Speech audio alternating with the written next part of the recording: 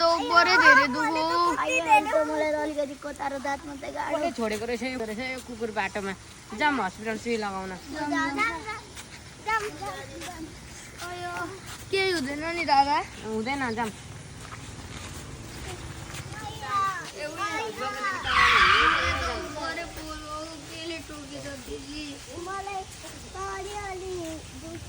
दिदी यहाँ बाटोमा कसले कुकुर छोडेको रहेछ कि यिनीहरूले सबै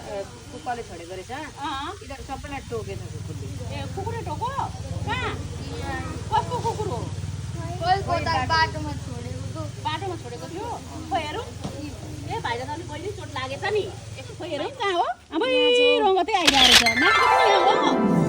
खोइ नबिनाको अबै सबैको ल यता आउँछ यता दिदी अलिकति यो साबुन लाएर मजाले मिचेर 15-20 मिनट जति मजाले धुनुपर्छ यहाँको बिहालहरू सबै पखाल्नुपर्छ है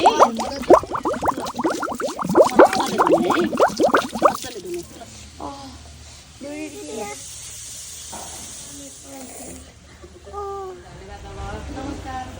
फेरि कहिले हामीले सुई लगाउनु अब 3 दिनको दिन फेरि अर्को लगाउनुपर्छ अनि 7 दिनमा अर्को फेरि लगाउनुपर्छ जम्मा 3 अनि आत्तिनु पर्दैन हामीले विरुद्धको सुई लगाएको छौँ दुःख हुनुहुन्छ है अब रेडी हुँदैन ल जान सक्नुहुन्छ ल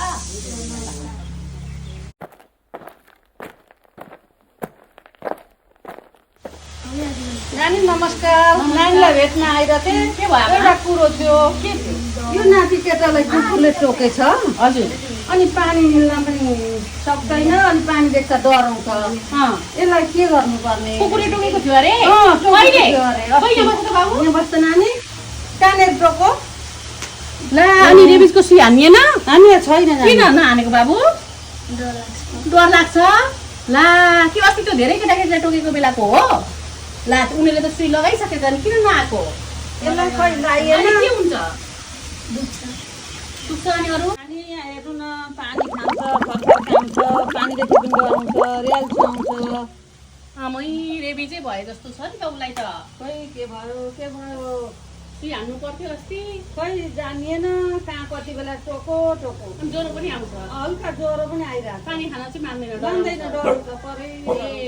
ऱ्याबिज हुनबाट कसरी बाँच्ने कुर्ता त अनजानको टोकाइबाट भाँच्ने टोकेको ठाउँमा दायाको पानीले साबुन लगाएर मिची 10-15 मिनट धुने कुकुरले टोकेमा जति सक्दो साह्रो ऱ्याबिजको सुई हाल्ने नानी हजुर साँच्चै हाम्रो गाईलाई कुकुरले ऱ्याबिज लागे जस्तो लाग्यो हजुर अनि त्यो गाईको दुध हामीले खायौँ अब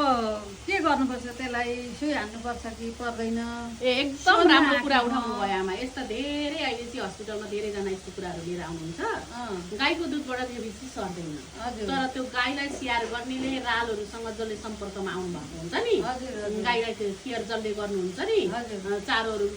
खोलेर दिने उहाँहरूको हातमा कतै पनि चोट लागेको छ र त्यो गाईको चाहिँ रियाल परेको छ भने चाहिँ उहाँले चाहिँ रेबिजको सुई लगाउनु पर्छ